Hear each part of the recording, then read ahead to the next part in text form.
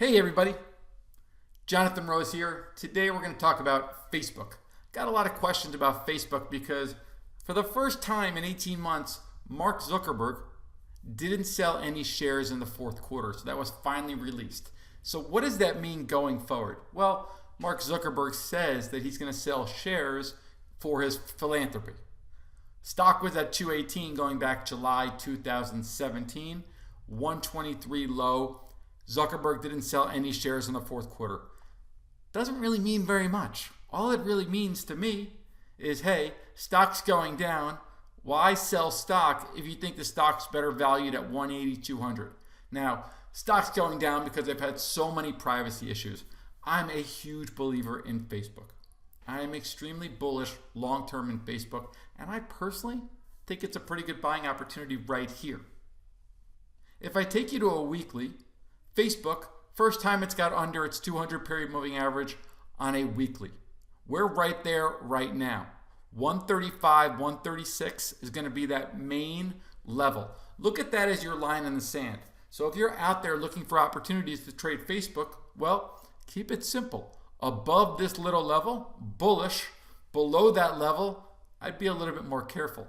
Personally, I wouldn't be bearish, but I would wait until you get a confirmation for Facebook staying above here.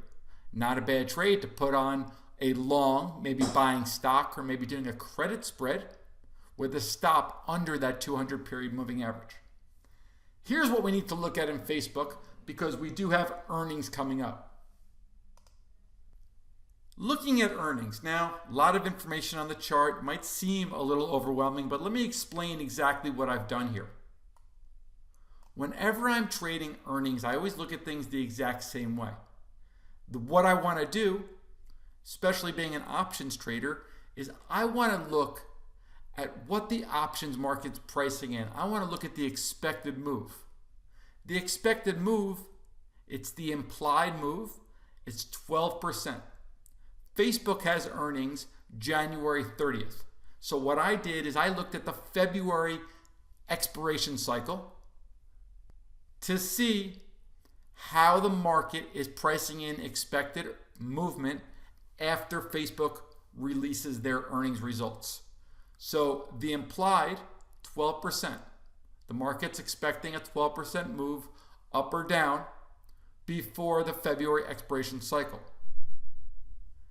If we look at the upcoming earnings date, we can see it right here. The average of the last 5 earnings moves. The average of the last 5 earnings moves are listed right here. It's an average of 9%. So right now, if the stock moves an average of 9% after the last 5 earnings moves, it kind of makes sense to me that it's trading at 12%. That seems like a really good value. So therefore, I don't look at this and say, wow, Facebook options must be really, really cheap. I want to buy calls, or I want to buy puts, or I want to put on a strata, or I want to put on a debit spread. All those examples are buying volatility. I don't think volatility is too inexpensive. On the other hand, I don't think it's too expensive either.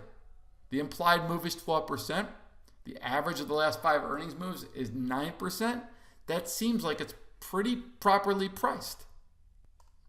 With that being said, buying the stock, it's really the only thing to do in my world, the way I look at things for Facebook. Now you might be out there thinking, well, buying the stock is really freaking expensive. I have no interest in buying the stock. Well, maybe this trade's not for you. Buying Facebook, in my opinion, is a really good trade for a long-term investor. Something in your IRA, long-term portfolio. I think that we'll look back at these levels and say, wow, I can't believe I got in at $135 when it's back to trading 200 plus. That's where I think Facebook is going.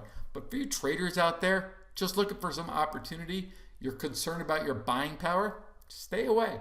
Options don't look good. Options seem pretty fairly valued. Buying Facebook stock, it's really expensive. Not the best for a trader. Better for a long-term investor.